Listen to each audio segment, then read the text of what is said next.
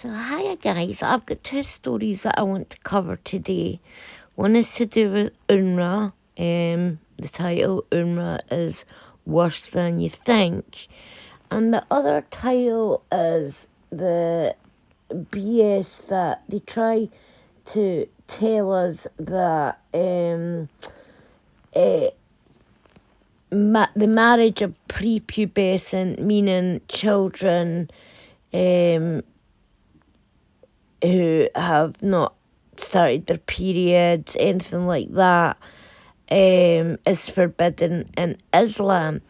In fact, once I find it, there is a segment with a famous Dawa guy called Daniel Kikachu, who ultimately admitted that having sex with children as young as 6 months, 3 years, 5 years, yeah, that's all perfectly fine. So we'll start with the UNRWA thing that is worse than we think. So here we go. Alright. I long ago lost faith in the left, but even I wouldn't have believed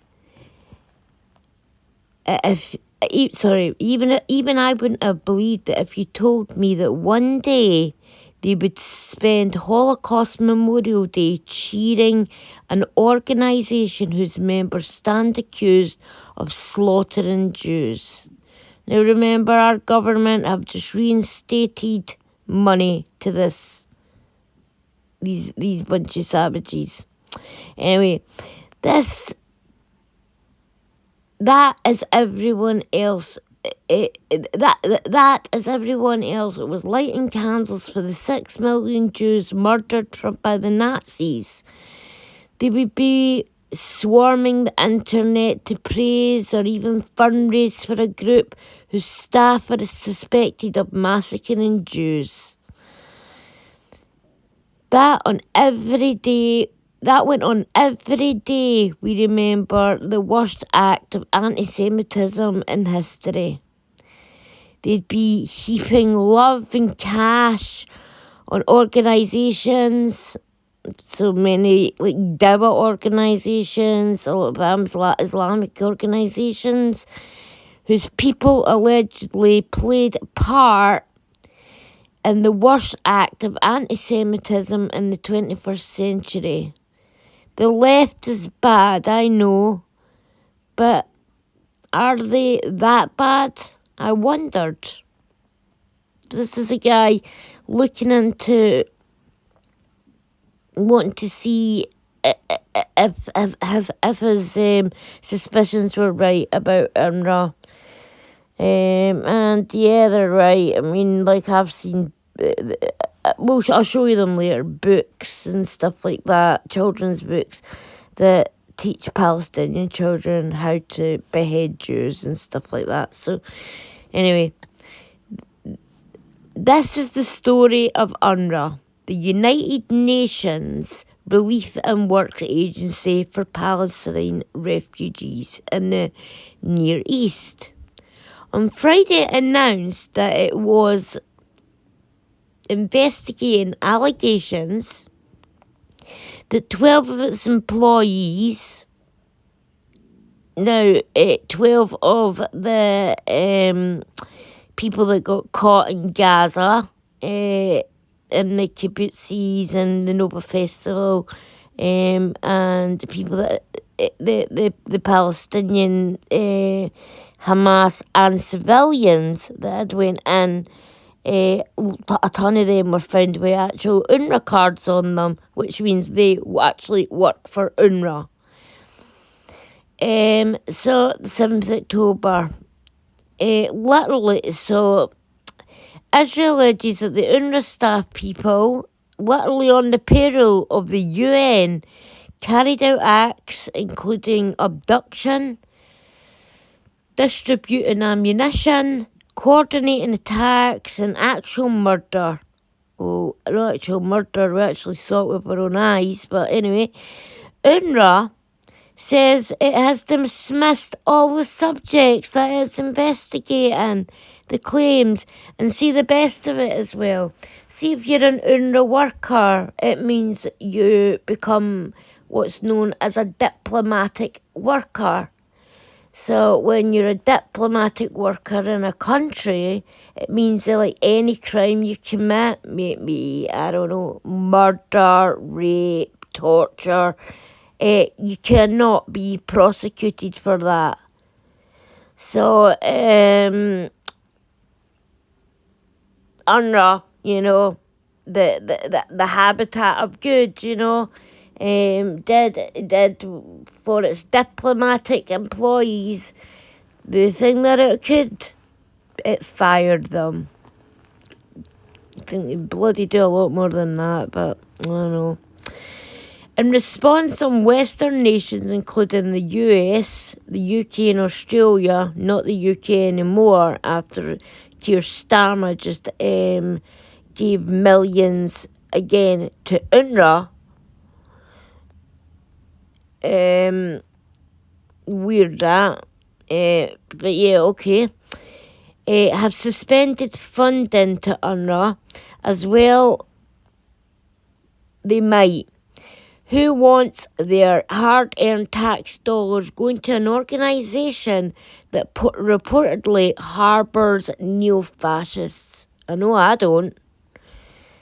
I know I certainly don't want, my country's tax dollars being paid to murderers. Which allegedly counts among its workforce Jew haters of such a twisted, devoted nature that they're willing to assist in the worst anti-Semitic rampage since the Holocaust. I mean, there was even group chats found between UNRWA workers celebrating the October 7th attack, saying that they deserved it.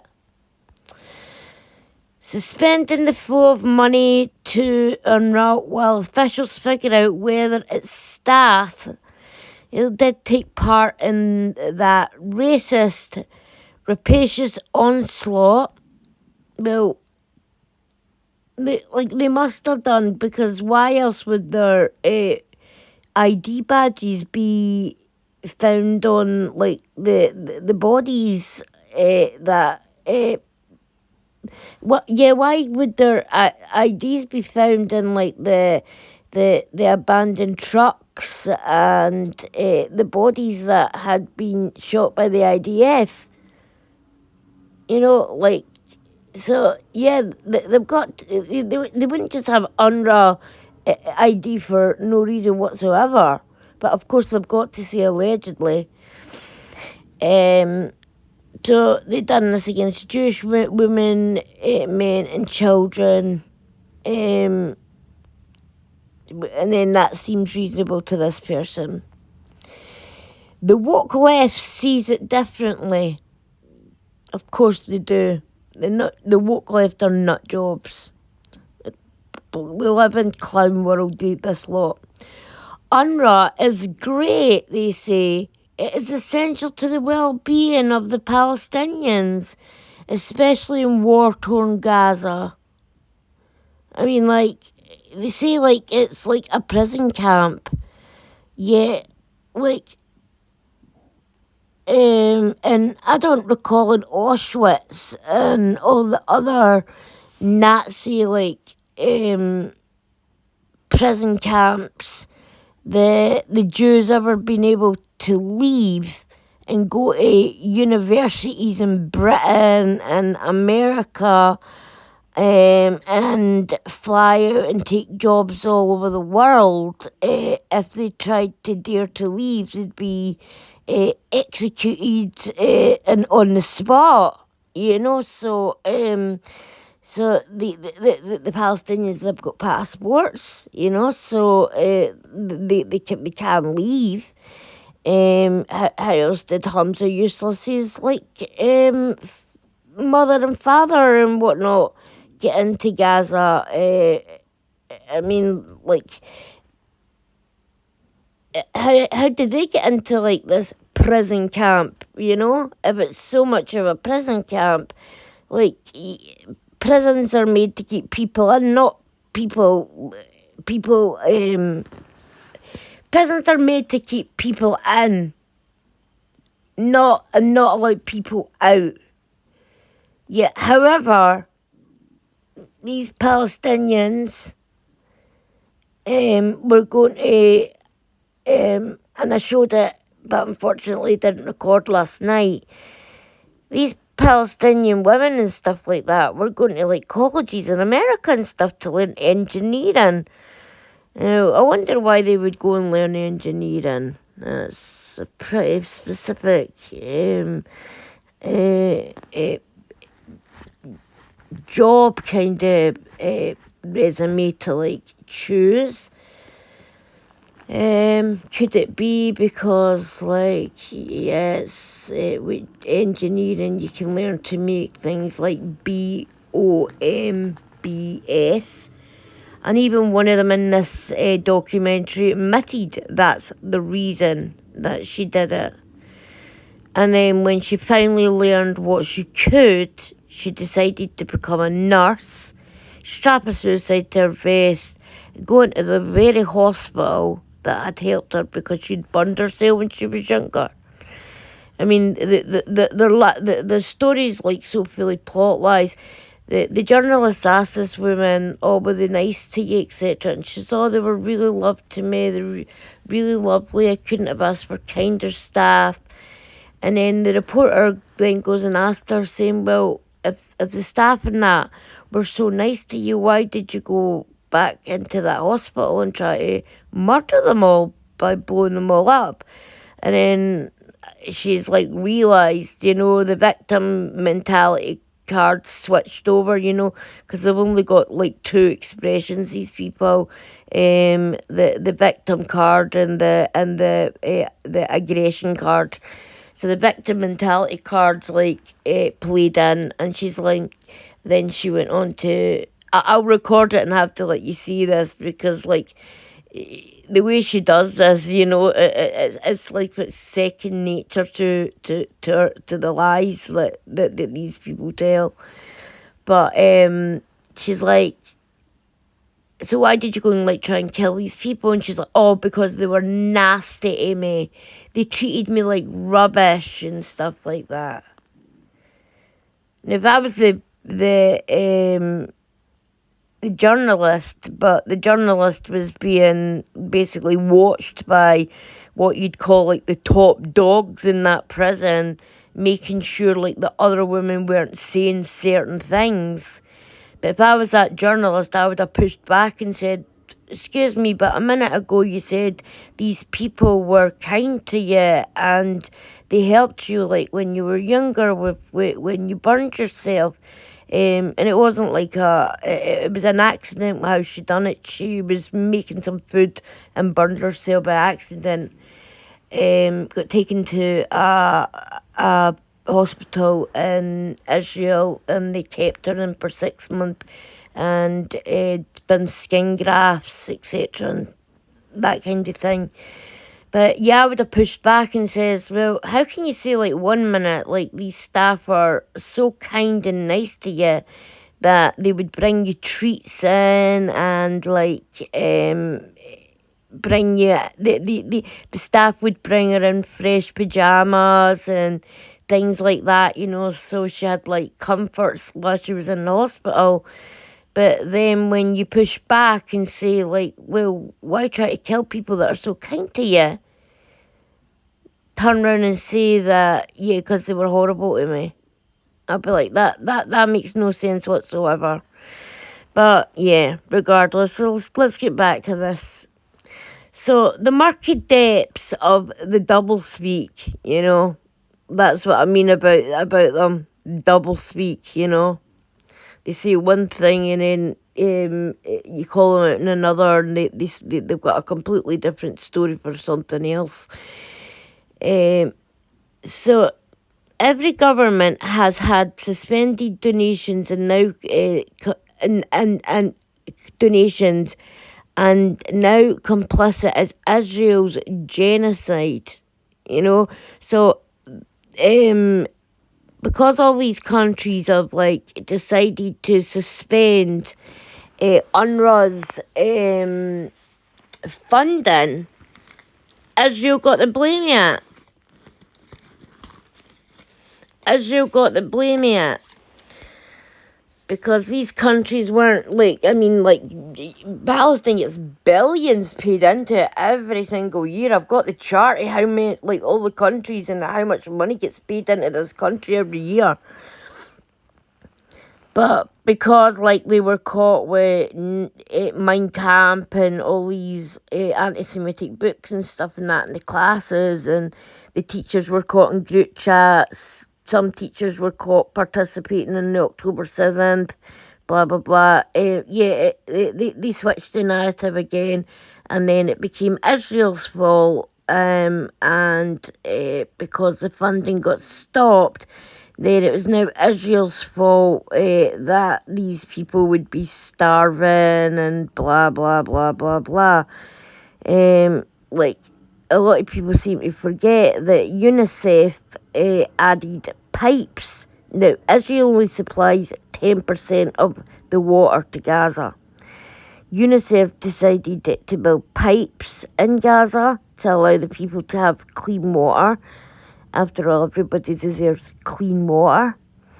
And what did they go and do? The civilians and Hamas and Islamic Jihad waited till UNICEF had put the pipes in the ground, waited till they left, then went and dug them up and converted them into missiles.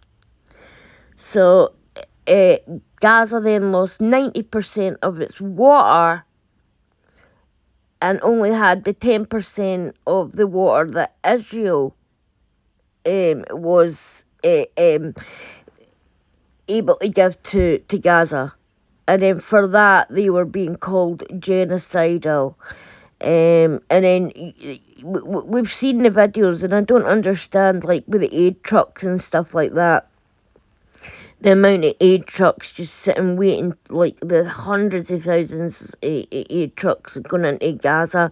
I even seen videos of Gazans when Americans were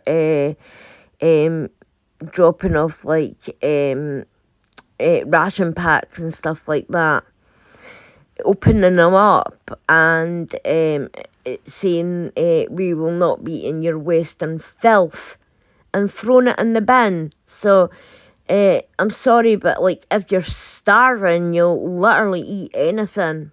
I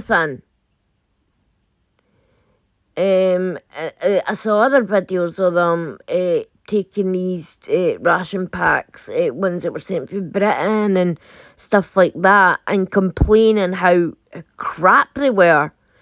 Again, if you're starving, you'll eat anything.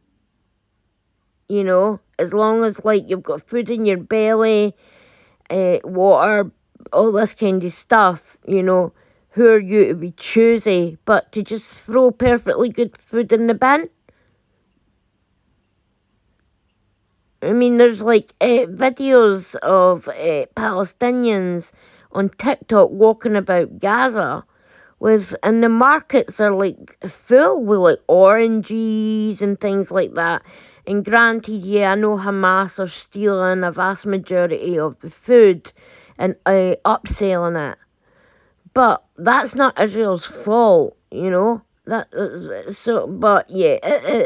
But of course, the whole world likes to blame them for starving the Gazans, even though the Gazans are throwing the very food that the whole world is donating to them in the bin. And I will find that, because I always want to put proof on my channel, because I'm going to be doing a series of all the lies and the BS that's and the propaganda that's coming out of Palestine. So yeah, I'll put that in a video of this guy and these other Palestinians doing the exact same thing, like saying that they wouldn't even feed this crap to their dog, So yeah. So here we go. The group's possible links to genocidal terrorism group is genocidal. To try to keep your money out of the pockets of the people who allegedly helped coordinate the worst act of racism violence in the 21st century. Sorry, hold on. I've lost my space there. The worst act of staff at Brilliant carried out. 2 seconds, guys. I'll be now. Sorry about this. Alright, yeah, here we are. To keep your money out of the pockets of the people who allegedly helped to coordinate the worst act of racism violence on your people in the 21st century. And because countries are decided not to give UNRWA money, those countries were then called racist, So not to want money to go to those coward rats, that's what I call them, that and there's a reason, I'll come to that in a minute, that hide in Qatar, and their penthouses. Yeah, why the hell should we pay for these people to live like these lavish luxury lifestyles, when they've just literally murdered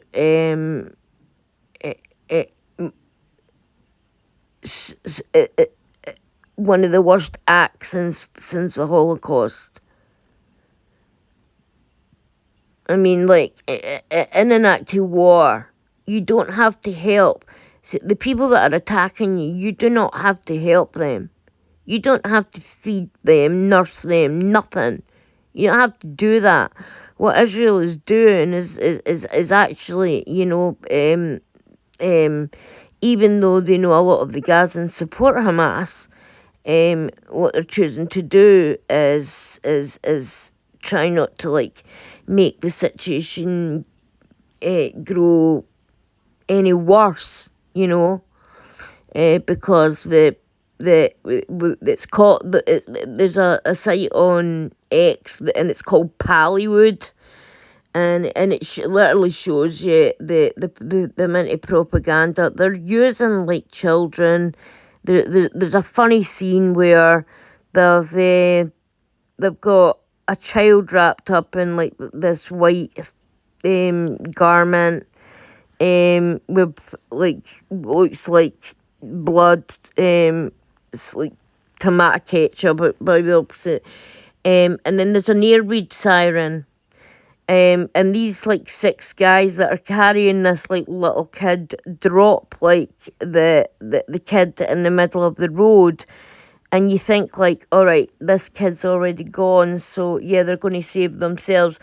Then the next thing you see, the little kid sitting up, looking around, wondering where his mates have went because they've just ran off and left him.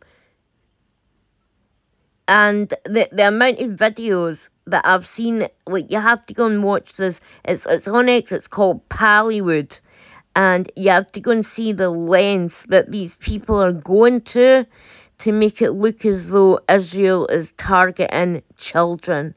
Now, I'm not saying that children aren't dying in this war. It's a war. People are going to die, But they're coming out with very specific numbers here. I mean, from what the Hamas Health Ministry, a terrorist health ministry. How do they know that 40,000 people have been killed? I mean, Gaza's still a war zone. How do they know the exact amount in number of people that have been killed?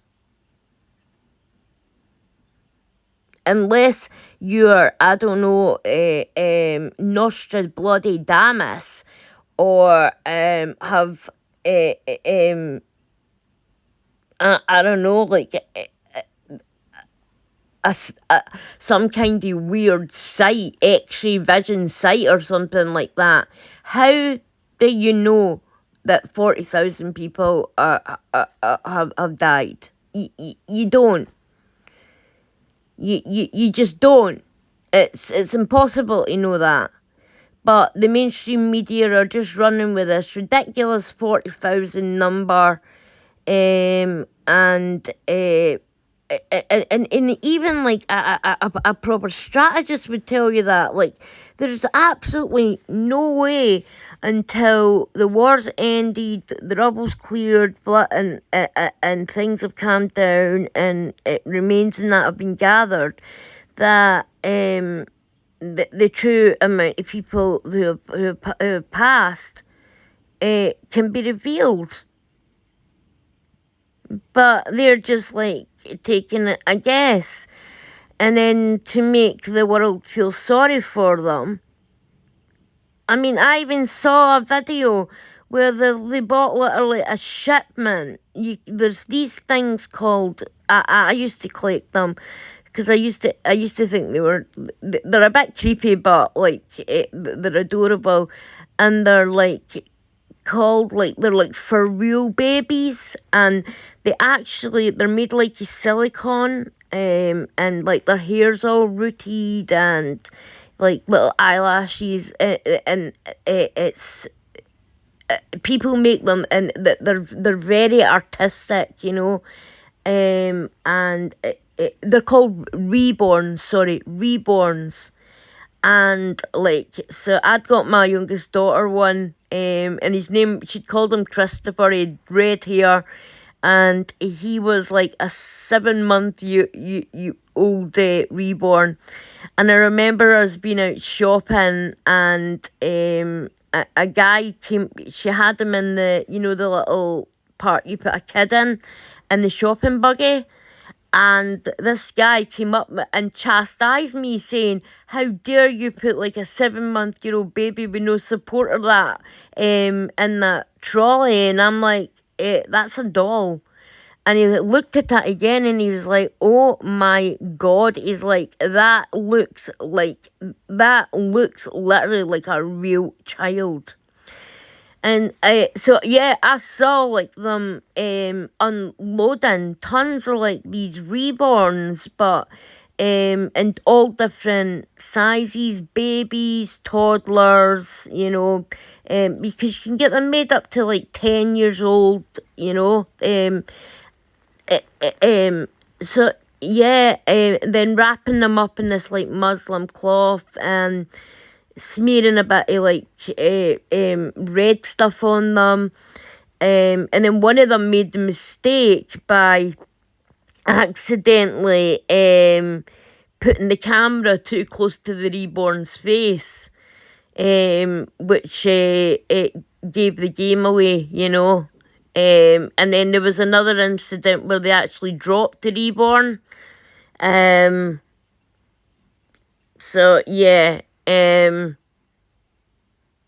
these are definitely reborns. I'm not saying that they're all reborns, but think about it logically with your mind. Just please use your mind. Unless you are, I do not know, Nostradamus. I don't know, you know, can see the future, or Martin McFly. God, I don't know. Your Terminator come back from Skynet or something like that. There's no possible way you would know these numbers. So they're full of BS again.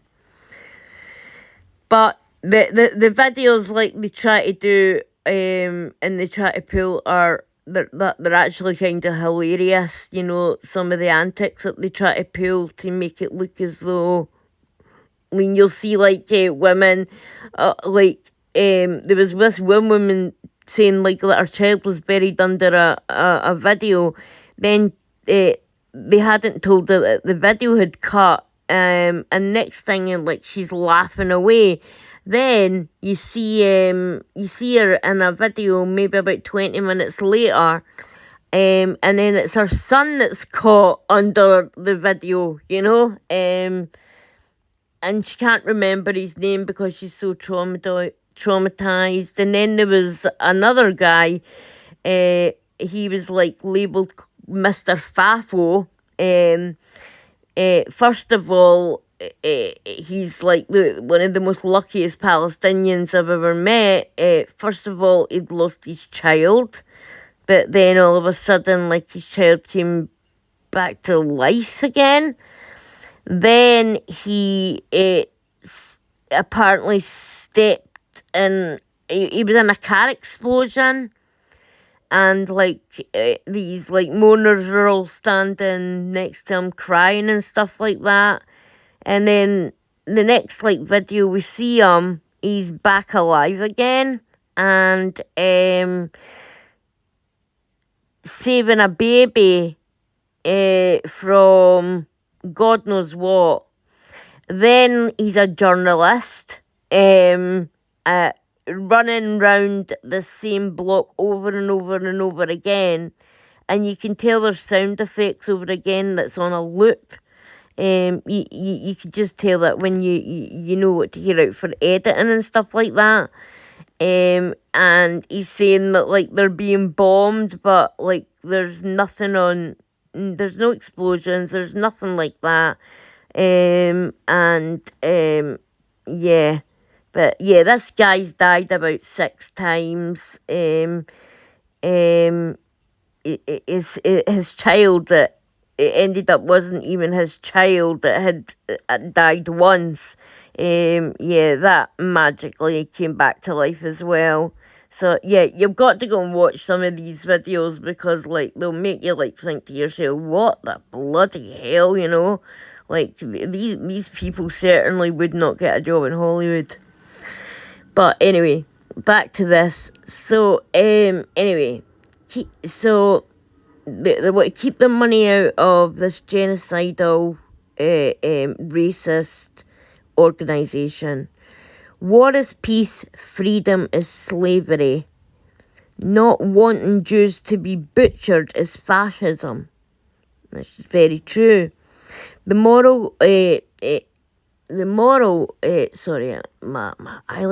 eyesight's terrible. The moral contortionism is painful. Most strike is the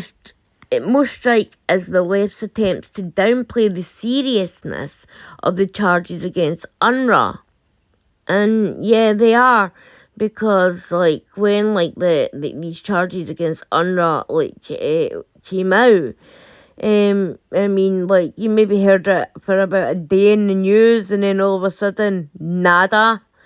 But if that had been a Jewish school, God, we would have heard about it for years and years and years to come, you know. These people pose an anti-fascist yet seem alarmingly blasé about the possibility that a UN agency employed people of such an intense fascistic agency employed people of such a persuasion that they were happy to take part in an orgy of anti-Jewish murder. I mean, remember, like, these are people that grew up being taught in UNRWA schools, taught that these are the most evil people in the world, and now they're going to work for UNRWA, and they're being paid for it, paid to, like, teach the next generation of children the same BS they've been taught. And then we've got that stupid idiot. I mean, I don't shame people, like, but this guy's a muppet. James O'Brien, that LBC, who thinks he knows everything. He's one of these people with a degree in everything, even though he knows nothing.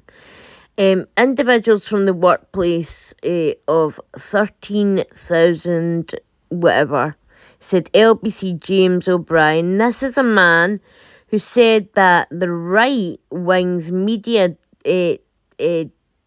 defence of Boris Johnson during Partygate was proof that Britain was moving in a fascist oh god, I'm kind of finding it hard to speak. We're moving to be as a fascist direction. No, no, no, that like yeah, yeah, you're talking absolute crap there. It seems a handful of pro-Boris think pieces of fascism, but 10 or 12 UN employees allegedly kidnapping and murdering Jews is something we should overreact to. So you're trying to equate the fact that Johnston had a dinner, after all the crap and the freebies that we've heard, free year cheer got, So James O'Brien sitting there equating that Boris Johnson having a dinner is worse than 10 or 12 UN employees kidnapping and murdering Jews. And it's not something that we should overreact to. Well, I'm sorry, but these people lost their life. You sloth. And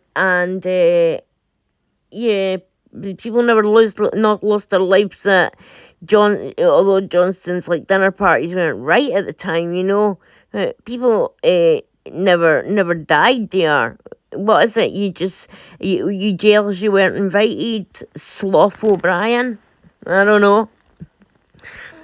Then we come to this piece of shit. The guard. Oh no, there's more. This is a guy on YouTube as well. Owen Jones, another anti-Semitic piece of crap. He dismissively says that the allegations against only 0.04% of UNRWA's staff is an acceptable number of an alleged Jew killers. There is no acceptable number of Jew killers.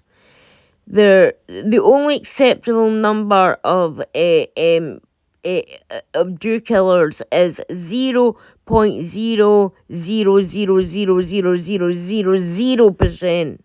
There is not one single percentage that is acceptable.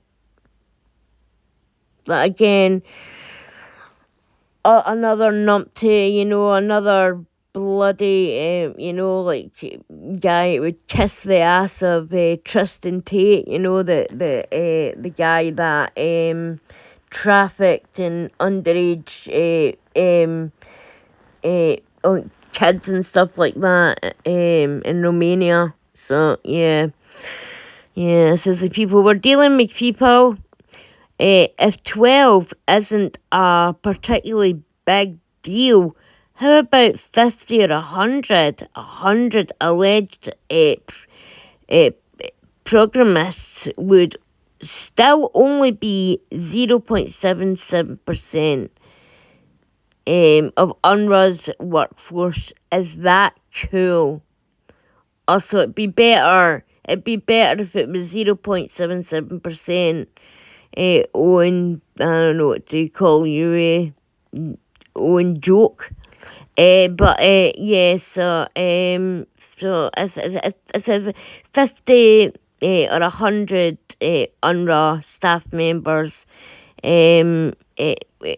joined in, and I suspect that it probably is maybe that high. He thinks that would be cool. Then we come to the one that I despise the most. Mehdi Hassan. This guy's a real piece of work. He's been on Piers Morgan. Like many, like the Islamist kind of group, they have a sense of, I mean, they're more Nazi-like than anybody. They have a sense of, I'm better than you, we're more superior, and I'll prove that by the verses in their Quran, that's how they see themselves and they see the world.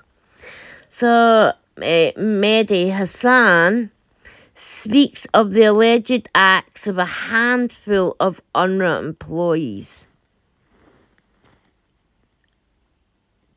There should be no acts by any employees working for UNRWA. None.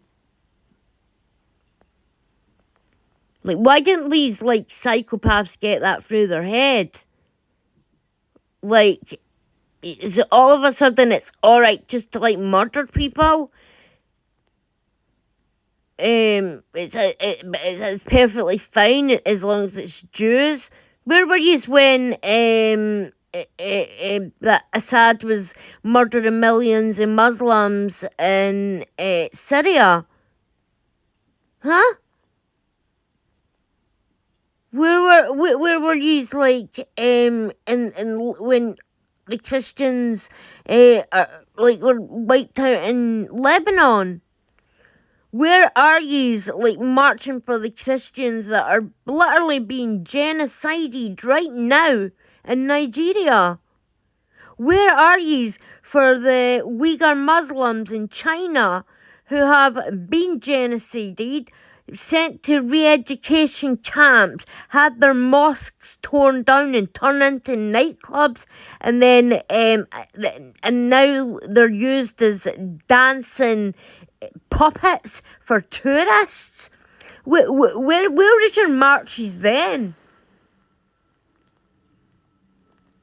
That's what I would love to know. Where's your marches, like when that horrible dictator who starved half of Ethiopia, that it caused Britain to, like, have to reach and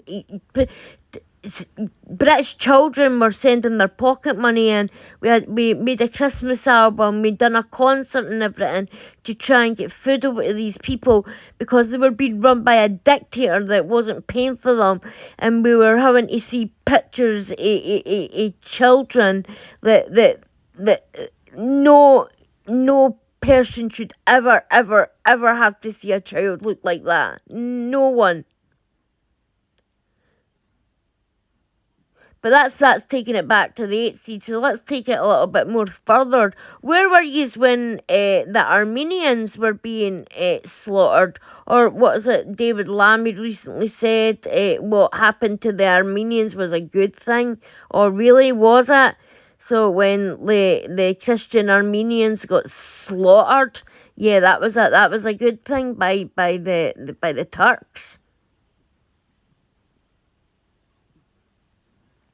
Absolutely unbelievable, and that asshole has still not apologized for saying that.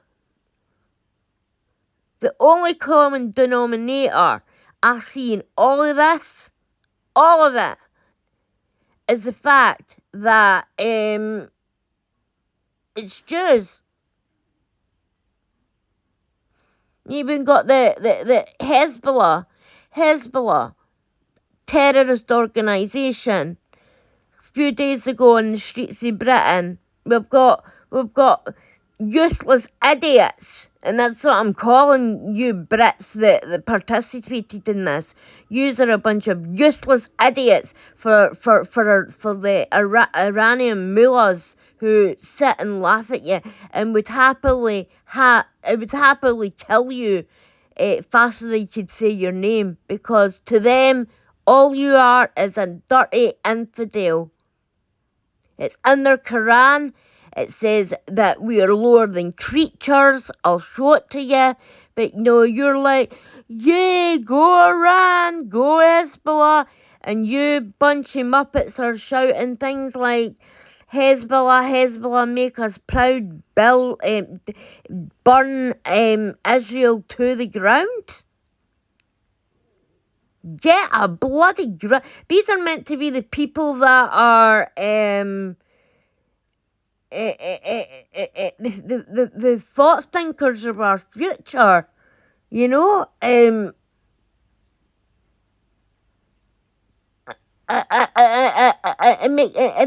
worries me. It worries me like that we've got people that are absolute gullible idiots. Absolutely gullible idiots that think that swinging the Palestinian flag, people that like I've got interviews on my channel of the Palestinians saying they hate us, they hate the United Kingdom, they hate America, and they hate Israel. We are the unholy triad of the people that they hate. And yet yous are swinging your flags. Yeah, go Palestinians.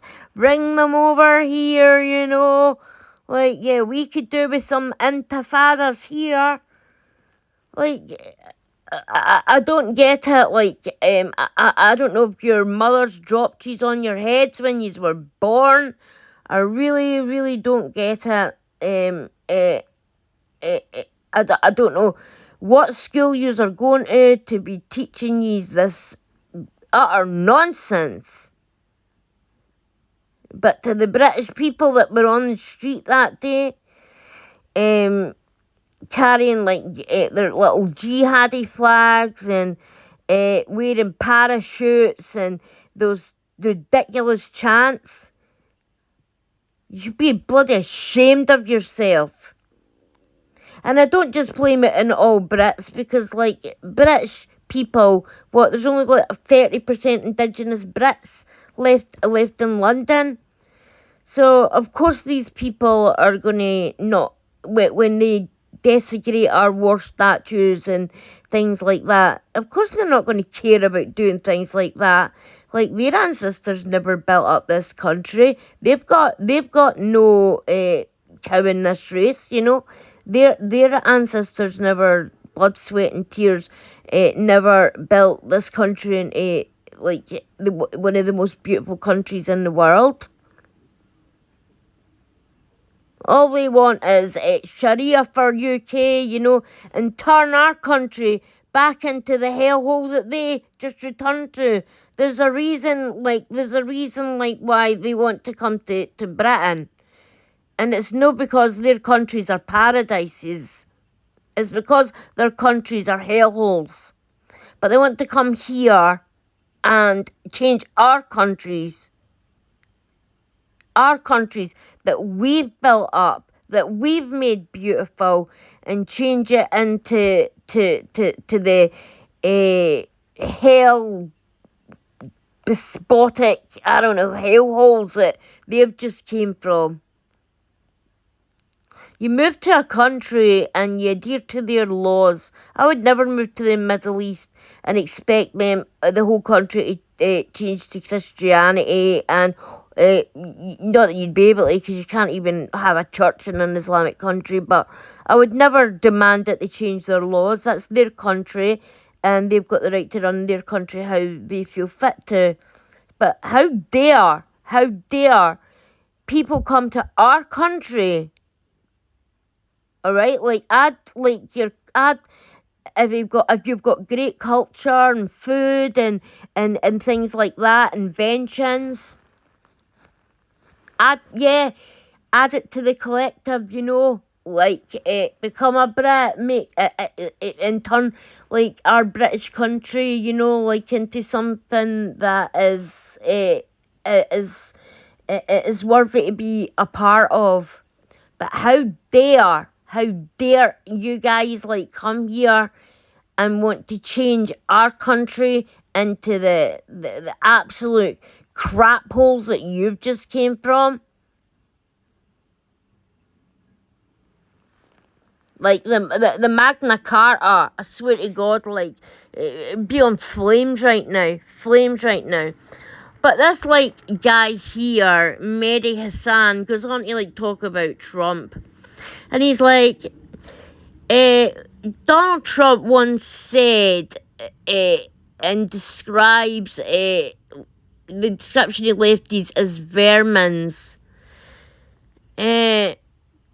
Yeah, I would dispute that. Was right out of, what is it? The Hitler Nazi propaganda playbook. Well, Trump wasn't the one caught with Mein Kampf, but I'm sorry, your leaders were friends with Adolf Hitler. World War One recollection, Mehdi? I like to have to find this. 2 seconds. I have to find this version of the Quran.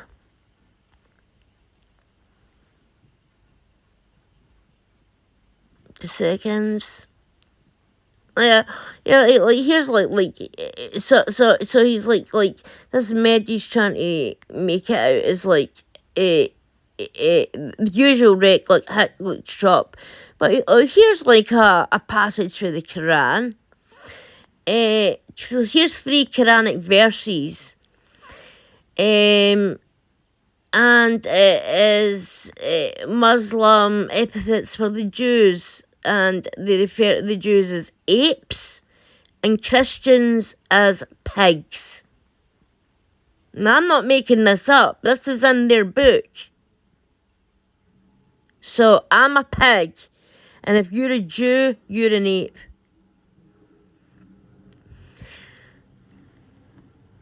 The interpretation,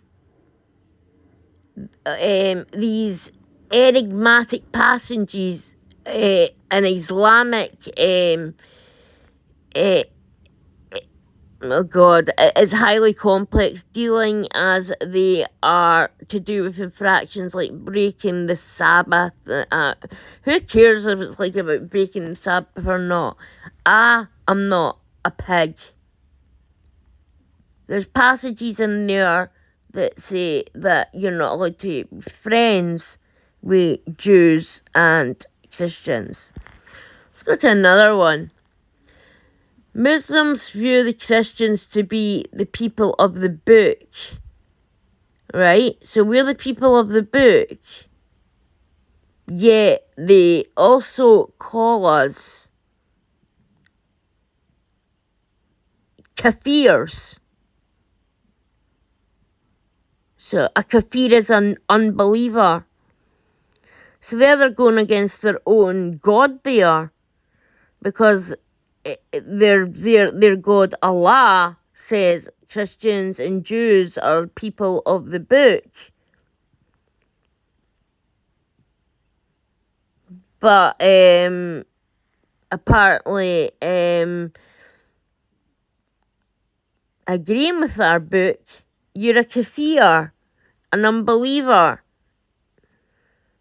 Like, the religion makes absolutely no sense whatsoever. Just a second, like, we've got more.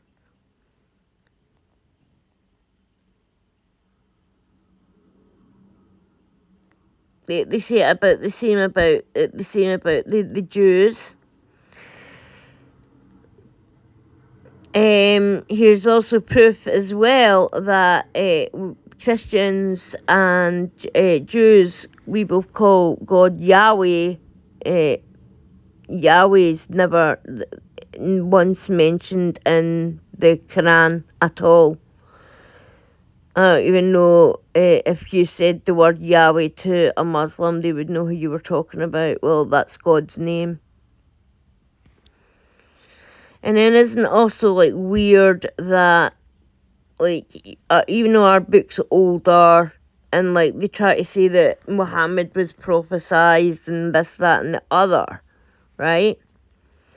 how come, unlike Christian view of the death of Jesus, this is another weird one, that Muslims believe, like, that there's a reason, like, why Jesus was crucified, and it was just to save us from our sins, like, it's like the 3-in-1. God came down in the form of man. He was crucified, and that was to save us from our sins, But the Muslims even get that wrong, even though they claim that we all believe in the same God, because their version of the story is that Jesus' sacrifice was all in vain and BS, where they say he was raised to heaven without being put on the cross, and God created a resemblance to appear exactly like Jesus, who was crucified instead of Jesus.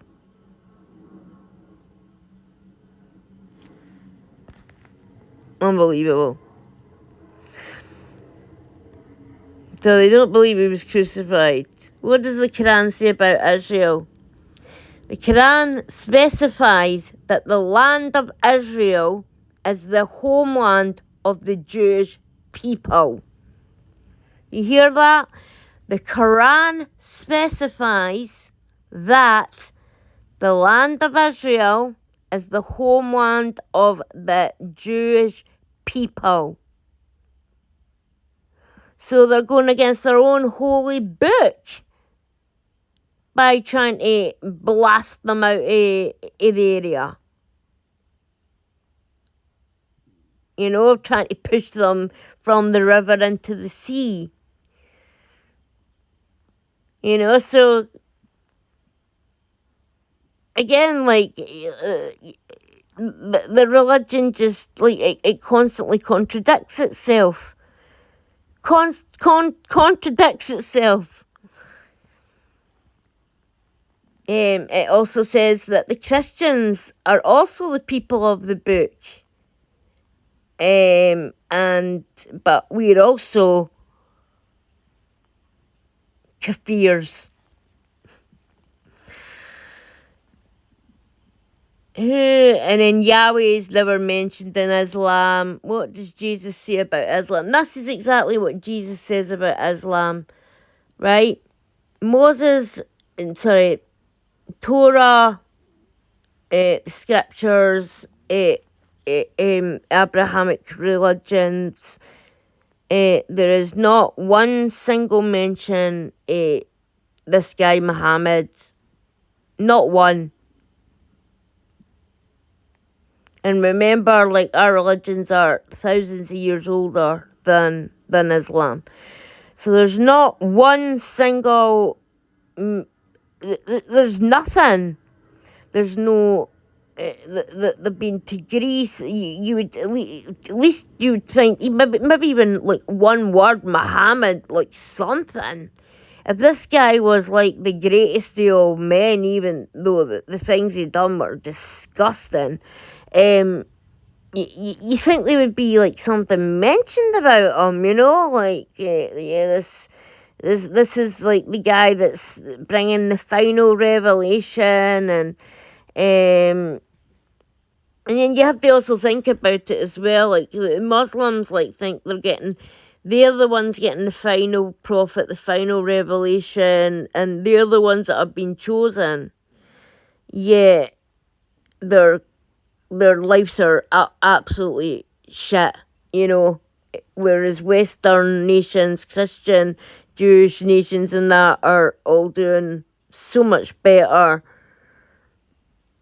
Like, they must be thinking to themselves, like, like what is going on here? But here's what Jesus had to say about Islam. When you read the New Testament, the subject of Islam and Muhammad are never mentioned. So not just Muhammad, Islam is never mentioned. So this is meant to be like the final revelation and this, that, and all the other thing. Jesus was prophesied in the First Testament. So you would think there would be at least like something, but there's nothing. Not a scratch on a cave. Not something wrote on a piece of parchment. Nothing. Nothing's mentioned to do with Islam or Muhammad until I believe Muhammad decided to make it up because the Christians and Jews didn't take him seriously. So it's a whole other story. But he did say through Jesus does warn about false prophets in sheep's clothing. You know? I mean, Muhammad, he couldn't get anybody to follow him. So then he goes and promises these men all these war booty.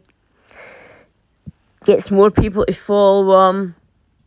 Tells them that if they die for him, they end up with 72 virgins in heaven. If they don't die, they end up with, they can have up to 4 wives and as many sex slaves as they want. All the plunder that they steal from the villages and stuff that they attack gets divvied up, between them, Does that sound like something that Jesus would do, going around thieving off of people and just murdering people just so he could take their things, So of course a lot of people are going to join a religion like that, people are at that time people need to eat. There's also a weird thing there. He got this revelation saying that whenever you felt sick, and they still do this to this day. I saw them doing it in Egypt, and I was like, it really made me sick when I saw it. Where they drink camel pee. I'm like, why the hell are people drinking camel pee? Because Muhammad got a revelation saying that drinking camel pee cures any ailment. It certainly didn't cure his or many others. It actually made a lot of people really sick and die. So, yeah. So, yeah, that's what Jesus thought of Islam. How do Muslims view Christians?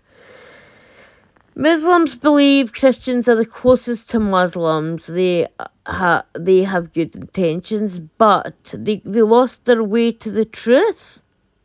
No, I haven't lost my way to the truth. The only way to the truth is through Jesus. The only way to God is through Jesus because he's the truth, the light, and the way. So there it sounds a bit demonic to me. They worship Jesus as a god. Yeah, not just as it's a holy trinity. I don't know, you try to explain it to them and they can never ever get it. I mean, they still think that the Holy Trinity is God, Jesus and Mary, So, yeah, they're omnipotent God, I think's having some kind of Joe Biden dementia there. They might, their mighty Lord as per, where is it? Their mighty Lord as per Islam is unique, and he doesn't have a son, and he is beyond his human need of having a son. So then why the hell does Allah pray to Muhammad? And your 5 daily prayers a day, Allah prays to Muhammad. You know, if Allah's almighty and powerful, why is he praying to a mortal man? You don't get it. You don't get it. The reason why God came down and sacrificed himself. You don't get like what a beautiful. I know it was a horrendous thing that happened to him, but what a beautiful act to humanity that our God did that for us. Allah would never, Christ, I wouldn't even buy a used car off of Allah. The wheels would probably fall off. Why is Jerusalem important to Muslims? Oh, this is this weird story, alright. So, Muhammad's never been to Jerusalem. So he decides to go to bed one night. And then 30 minutes later, he comes back and tells his companions that he's just been to Jerusalem. And they're like, how the hell it's thousands and thousands of miles away. Remember, these are the days they're travelling on camels and stuff like that.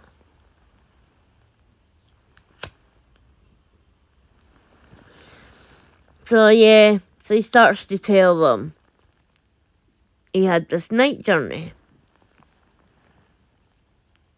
Even though the Quran does not mention Jerusalem. It's so weird. It's like the Temple Mount as well. Like the Temple Mount, like there twice before Islam even reached anywhere near Jerusalem, and yeah, they just stole that as well. But so Jerusalem is not mentioned in the Quran, right? So we get to the story here where let's like skip by this bit.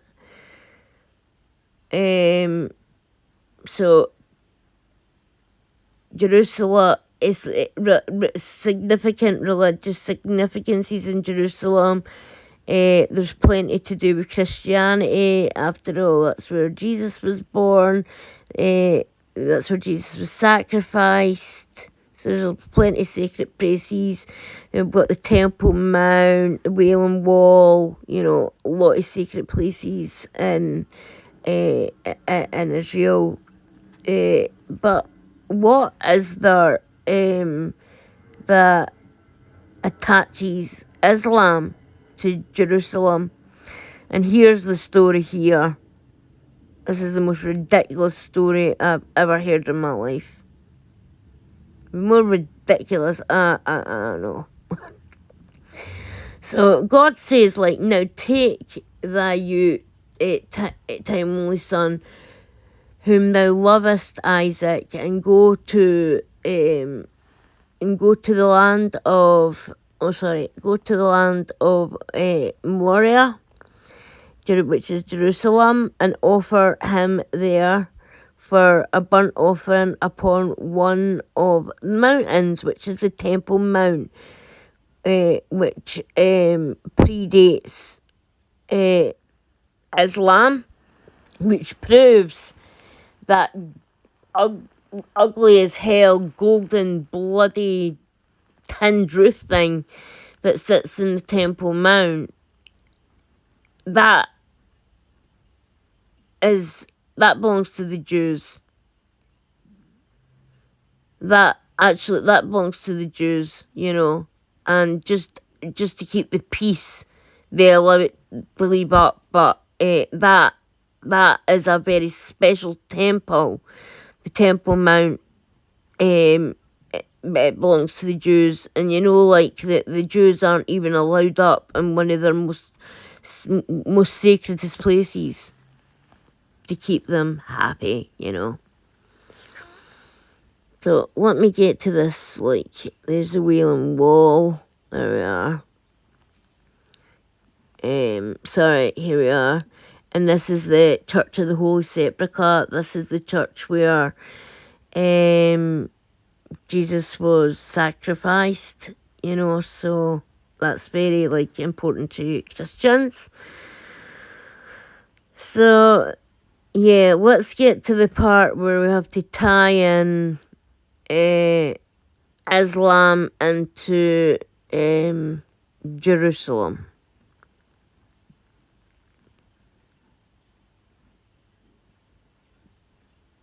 Right. So after Mecca and Medina, Muslims believed that Muhammad was transported to Jerusalem on this night's journey.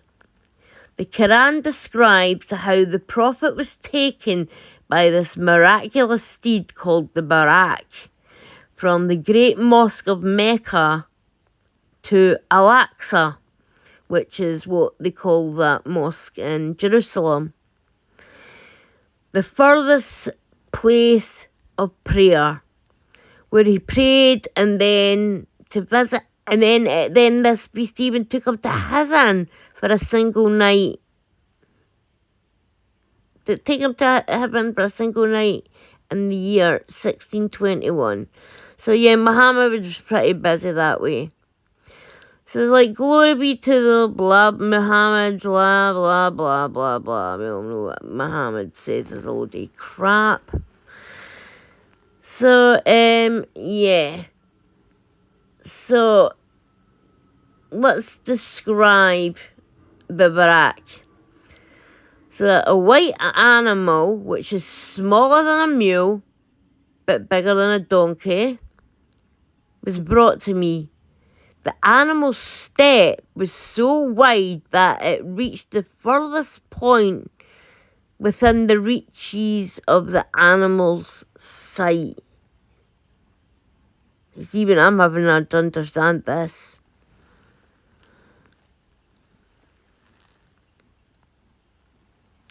And then, and Gabriel gets brought in there. I brought the Barak, the handsome face, and bridled a tall white beast. Oh, I thought it was smaller than a donkey, smaller than a mule, but the same size as a donkey, but now Gabriel's saying it's this big beast, yeah.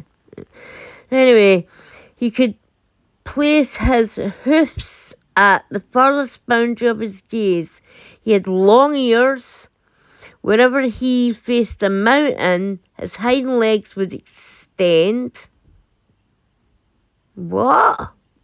What? So, had winged legs? God knows. On his thighs, which lent strength to his legs. He bucked when Muhammad came to mount him, probably because he knew about Muhammad's love for goats. But we thought, not me, bucko, not me.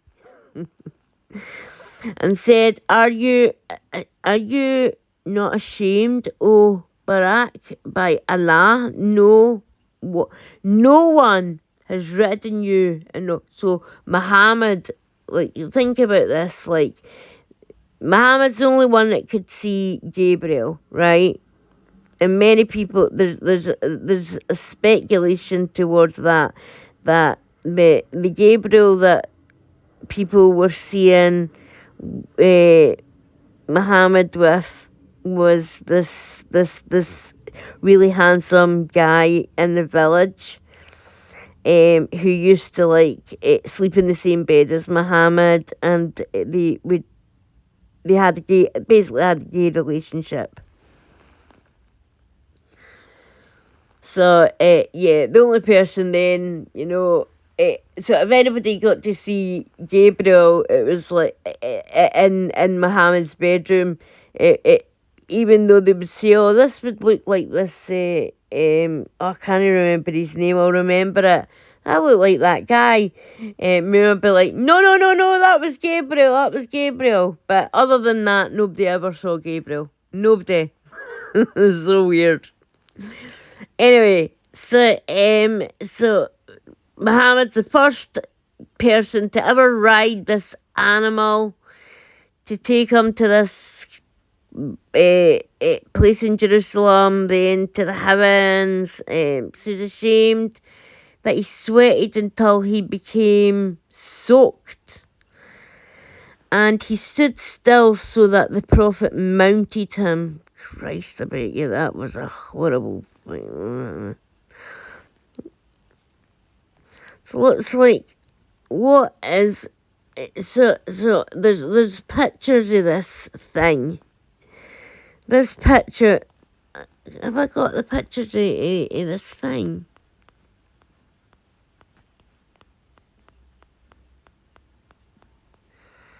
You know, where's the pictures of this thing?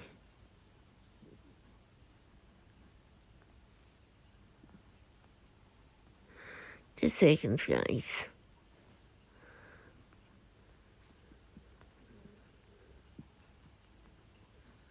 I don't know. What it looks like is some kind of weird looking donkey monster. It has... It's in the pictures like that it's portrayed. It's definitely not white. It's got these weird wings. 4 weird little feet. And it looks like a donkey monster. That's all I can explain. So off Muhammad goes to visit this Temple Mount, and he comes back to his followers. Now, Muhammad's so thick that he doesn't realise that some of his followers have actually been to Jerusalem and saw the Temple Mount. So they start asking questions like, oh, is this still there? Like, is this street still there? This, that, and that. And they soon become to realise, that Muhammad's lying. Muhammad's, saying, yeah, this is there, even though they knew the Romans had burnt, this section down. There was other questions asked and stuff like that. And Muhammad actually lost a lot of followers because of that, because the folk are like, why is he lying about going to this temple, you know? But he did it so he could claim it as theirs, you know, because he placed a stone on the Temple Mount that belonged to the Jews. Now he's claiming it for the Muslims, so it's now like a mosque for them. But yeah, folk were wondering how the hell could he have been to this place when he's describing it and tons of it's been destroyed, but he's describing it and none of it makes any sense. He's saying there's waterfalls and all this kind of stuff, and none of that's even there. And they're looking at each other, thinking to themselves, what the hell is he talking about? You know, so yeah, there's Muhammad's donkey monster story, a bunch of BS. Now the next story I want to take you on, this is already getting really long, is one that will piss a lot of people off. And this is, does allow men to marry pubescent girls. And yeah, I've done my research on this one. If I'll find a picture of the donkey monster, you'd have to see this. Like, I thought I took a picture of this thing. This picture, like, this thing, like, it's weird.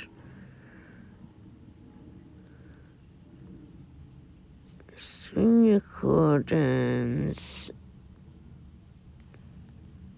Screenshots.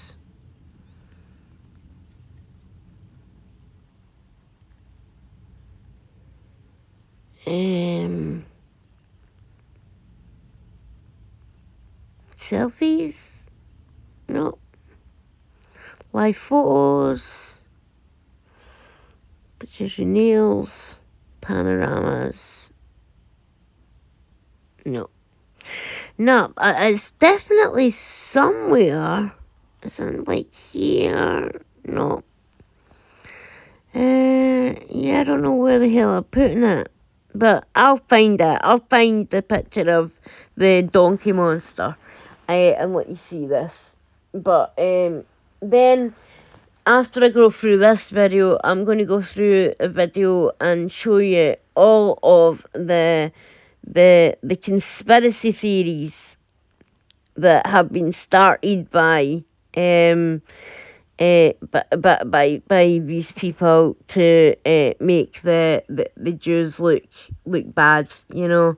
And some of these, like the shark one especially, I mean, the shark, the Zionists training a shark to swim into Sharm el Sheikh. I mean, this is what they said. You can't really make it up. A man unfortunately got eaten in Sharm el Sheikh in Egypt. And do you know who they blamed? They blamed the Zionists. They said that the Zionists trained this shark to swim into Sharm el Sheikh and eat a swimmer.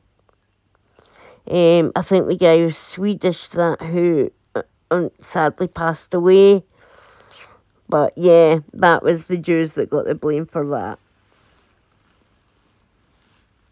There are even like ones where they've got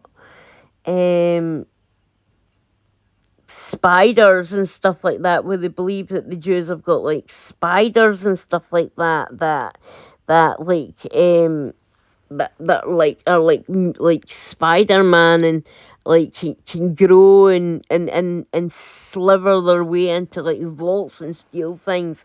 Some of like the stories like are nuts, and some of them are just like, God, it's no wonder your countries are getting nowhere. All right, I'm going to go now, guys. I just wanted to like read that out. The next one is going to like anger people because like yeah, there's no such thing as age of consent in Islam. And anyone that tries to tell you any different is lying to you. I have the hadiths and the Quran verses to prove it.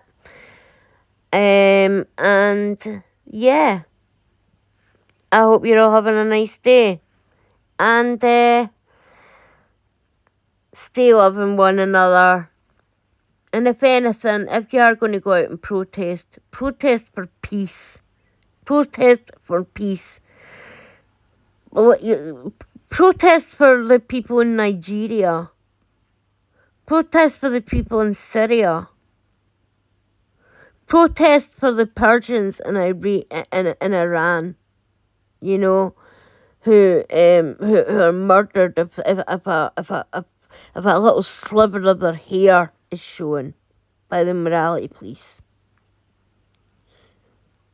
You know, protests for the people in the Congo. These are the people, you know, that need help. These are the people that deserve our protest, and these are the people that deserve the attention on their causes. Well, of course that won't happen unless, I don't know, unless Jews are involved. It's never going to happen. you know. But as I said there, I couldn't even believe it when I saw Brits out there actually advocating for Hezbollah. And I made like a little, there was Hezbollah calling for a ceasefire. I say, I think not. You don't give a ceasefire. Did I screenshot it?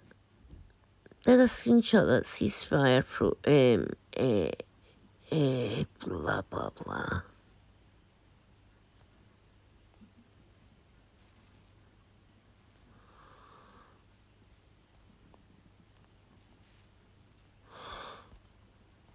Oh no.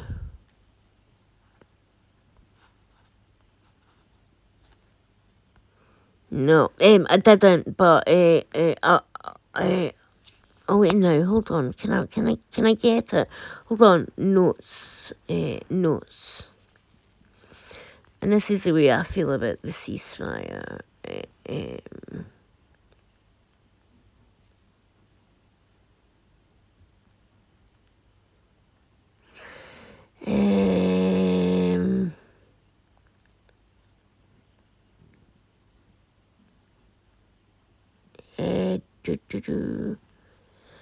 What the hell am I doing?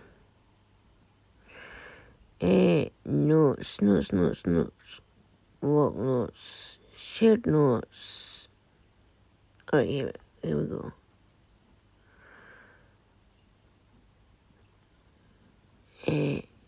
Cover that. What the hell am I doing here?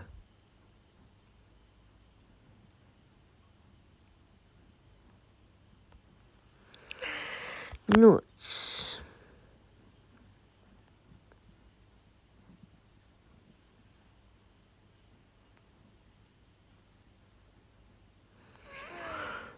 Yeah, I'd copied and pasted, but unfortunately, oh no, it's here. I've got it here. So this was to this family that were murdered by Hezbollah terrorists who fired rockets into their car and killing them just the other day, even though they want a ceasefire. Here's my response to them.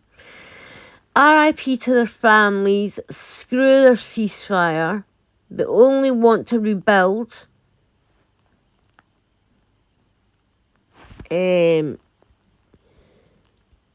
Every Hezbollah member, wait no, sorry. My writing's so, no, every Hezbollah member back to the death.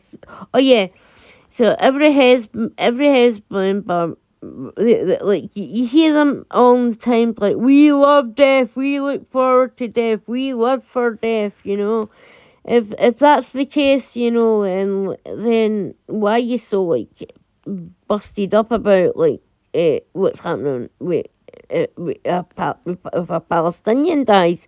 If you guys love so death, like go and die. You know, there's two problems solved. You love death. We don't.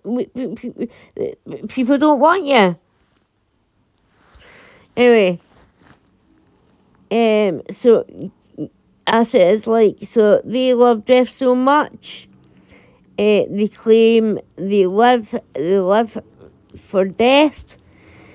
I say, let them die. Give them their wish. The world would be safer, and we'd have less demons running round, wasting air. The only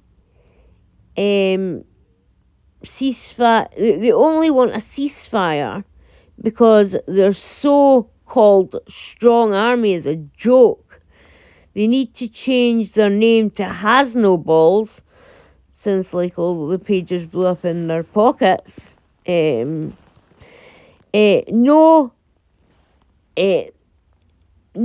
but they change it like to the victim card gets pulled out, just like their Hamas-loving Palestinian counterparts. Sorry. Well, tough. You brought this on yourself. I don't forget the Gaza and celebrating on the streets, stomping on dead or dying Jewish people. The fact that UNRWA, is that right? UNRWA was telling the UNRWA children's school was telling classes of children between 3, 4, 5 and 6 with graphic picture art how to stab, kill and behead Jewish children. There was also thousands of copies of Mein Kampf found. The fact Hamas are killing their own people to steal aid money is like the press are ignoring that as well. There's a wonderful Palestinian woman that was like raising money for medical aid, and because she refused to give it to Hamas, they brutally torched and murdered her. But of course, no, because it wasn't the IDF that did it, it was Hamas. Yeah, that's forgot about conveniently. I say, why don't you come out of your rat holes? That's what I say, like when Trump was the one that calls them bearmen. I do as well, but it's for a different reason. Why don't you come out of your rat holes, right, and fight like real men and soldiers?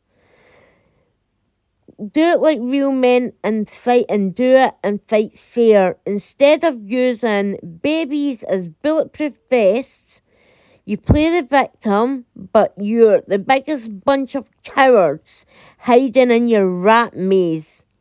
No real soldier would shame themselves this way. Then you have the gall to call yourself victims? You actually have to fight in a war using code of conduct to be a hero or a victim. Or what you lot call yourselves are martyrs. I've seen goldfish with bigger balls than you guys. Oh wait, sorry, you don't have any balls anymore. My bad. Sorry. And I was like, how are you going to satisfy them 72 goats in your fake heaven of yours? That's really hell on mice. Heaven's not a brothel, but someone's prophet, I call him Prophet Pedo, but yeah, Prophet Pedo managed to change the most holiest place into a brothel. He did. 72 virgins. Yeah. And then like the child bride thing and that's when I'm going to do the child bride video tomorrow to prove like that these guys have had sex with children that some are about a month old. And I also had to bring up the camel pee, and then a little insult by calling them a rapist bunch of goat lovers. But yeah, that was my video to them. So from me to Palestine with love, you bunch of cowards. At least be like every other army in the world and be heroic. At least don't strap babies to yourself as a bulletproof vest. Go out there and fight like a man and die like a hero. But no, you're cowards absolute cowards. You and that Simlar hiding in your little rat caves, letting your population take the brunt of this. Because that's it. Like, cowards, absolute cowards. What kind of man does that? I'll tell you what kind of man does that. You Hamas, you Hezbollah, you nothing but a bunch of cowards. So I'm going to go now. They've got me rattled up a little bit there because I believe they're the biggest cowards going. And I'll be back. Maybe do a live later, but definitely got a video for tomorrow. Love y'all so much. Speak to y'all soon.